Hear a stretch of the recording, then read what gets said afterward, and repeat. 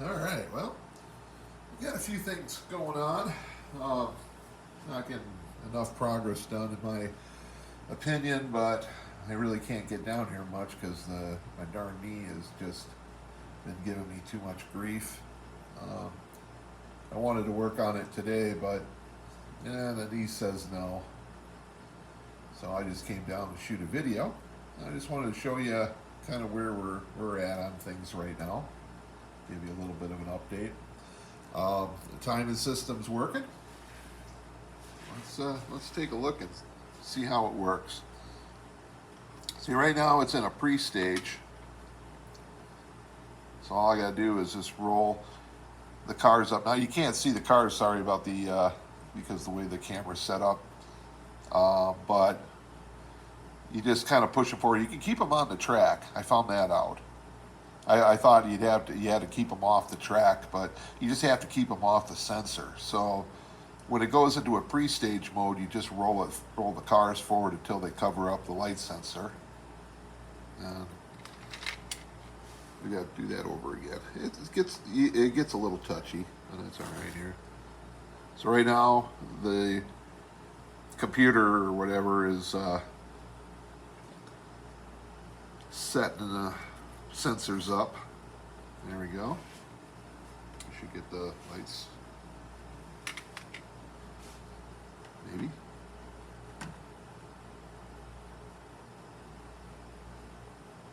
I don't think we're up enough. There we go. Whoops. It is a little touchy sometimes.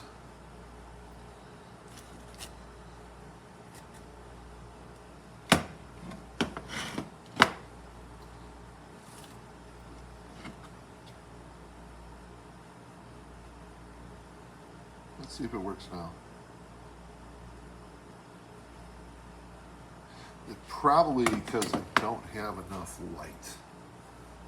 They are light sensors, so let's put a little more light on the subject.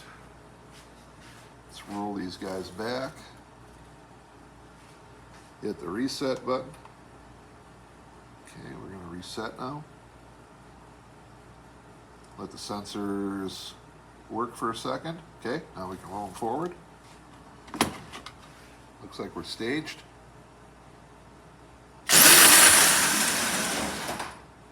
There we go. So that's how the timer works.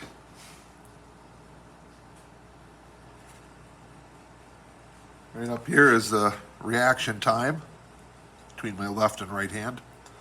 And then here's the elapsed time. The one car was about 1.5 seconds, and the other one was just over a second. Now I did the math on the scale miles per hour, and these cars that cover, I had several. This little guy right here does the quarter in less than a second. Unfortunately, it had a little incident yesterday where it went over the edge, and now it's got to go back to Chicago to get fixed because it Thelma and Louised off the back of the track because I was stupid and didn't anchor the box, which I'll show you in a second here. But to kind of talk about the speed of these things, I really wanted to have the car slower because I wanted to do more of a prototypical, what real life would be. And a real life drag car, these things would basically be probably considered stock class or pro stock. And as such, you're probably talking somewhere between, 9 and 12 seconds, I'm guessing, for a quarter mile. And I'm doing it in less than in a second to a second and a half. Now, at 1 second elapsed time, the car is doing 21 feet in 1 second, which the equivalent in scale miles per hour is 947 miles per hour. So Now the car isn't doing the 947 miles per hour at the whole thing, but if I had like another quarter mile added on to the end of this track and it did the flying quarter mile, the flying quarter mile would definitely be, over 900 miles per hour scale speed. In real speed, the fastest car is going about 14, 15 miles per hour in real speed. But it does it in less than in basically a second. I mean, and in fact, that orange car was running at 0.94, so a little less than a second for 21 feet, and you're already doing almost 15 miles per hour. That acceleration probably out accelerates most cars, even drag cars. So it's not quite prototypical as far as the speeds go that I'm going to end up with. But there's really not much I can do about that. I mean, we can't really slow these cars down. So we're going to have to run them. But, like I said before, that I'm going to do some of the filming in slow motion. And that's probably how we're going to have to film the whole thing, so people can see it. Because you see how fast those cars went down the track. It's quicker than really most people can see. So let's go take a look and see what we did down here today, or yesterday, I should say. So this is just a prototype for a brake.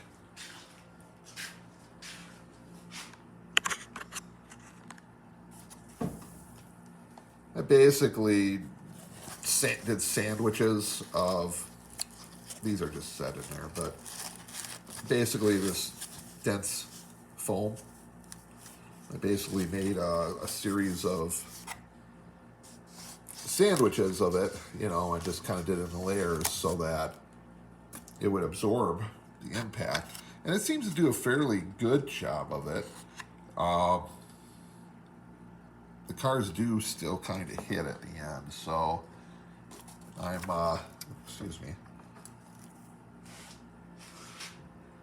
I think I'm going to have to do a Mark II, Model 2 of this. But the concept is good. So I just need to get some more of this foam. And I can build another box.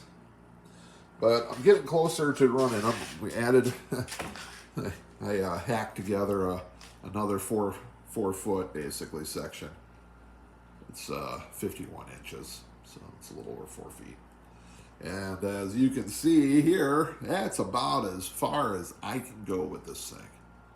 I really can't make this table any bigger.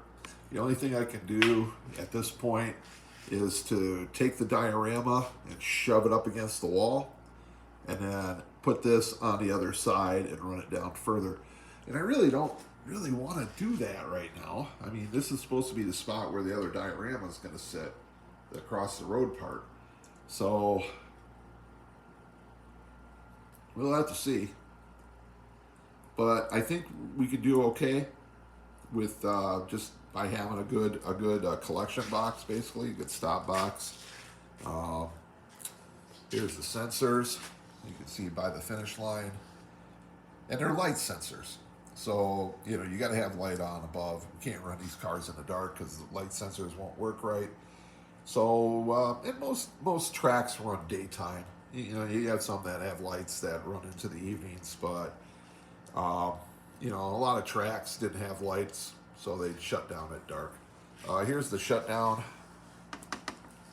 So, I'm basically turning the power off one track length just about before the finish line, and that's as close as I can get it, because the way I set the track up in the sensors, I'm kind of stuck with having this somewhere between the two sensors to keep the length proper. So this is as far back as I can put the shut off, and I tried, like you guys seen before, I tried putting that shut off further down the track. In fact, you can see where the lines end over there, and that's where I had it before, but most of the cars wouldn't make it all the rest of the way. I mean, the idea was that, you know, you get the cars to go and then they would slow themselves down, you know, at the end of the track. But like I said before, these cars carry a lot of speed. And when they impact, they impact. And so still got to do a little figuring on this yet. And then it's basically finish everything. You know, once I get it all shook down, basically, I can get it operational. And I'm hoping to start doing races this fall, late fall, early winter, maybe, or somewhere around Christmas. It all depends on how long it takes us to get everything shook down and get the field of cars set. I got some cars that's got to go back for some maintenance and repairs, and then we will continue on from there and see where we go. But I just wanted to give you guys a quick update today. I'm not walking too good today. Knees bothering me quite a bit, so I got a long week ahead of me, so I can't really be dancing around down here doing much stuff today. So I just figured I'd pop down, show you guys what I did, and, you know, keep in touch kind of thing. I'm sorry I'm not putting out the regular videos like I was before. I do plan on getting back to that. I mean, there's going to be a lot of racing videos, but I'm also going to start working on the Across the Road section. I decided that I'm going to do it, even though I don't really have the funds, because I still have a lot of materials, and I have all those buildings that I built back when I was doing the building of the day. So I still got quite a few buildings left, and I still have street lights. I need to get some power supplies and a few other things, but for the most part, I have most of the materials that I need, short of like signage. Of course, you guys know that follow me, the lighted signs are the most expensive part, and so I'm not going to be able to put out too many of those right away until I get some money flowing. And anyways, so we are gonna start working on that. I'm gonna start working on that over there. There's a table back behind there, and I'm gonna take. I have the two sections, the two 8x2 sections, which are basically the ones that I was planning on doing the downtown part on. I only need one over there, so I'm going to take that other one and start working on it. Because I need to. I'm like a shark. I got to keep swimming or I'm going to die. And it's kind of that way with the diorama building. I need to keep going with it. And it's an obsession. It is my mental health plan in a way, because I definitely feel better when I'm working on this than when I don't. So, enough rambling. We'll see you guys soon. Please like, subscribe, share, comment. I do appreciate all that, and we will see you guys soon.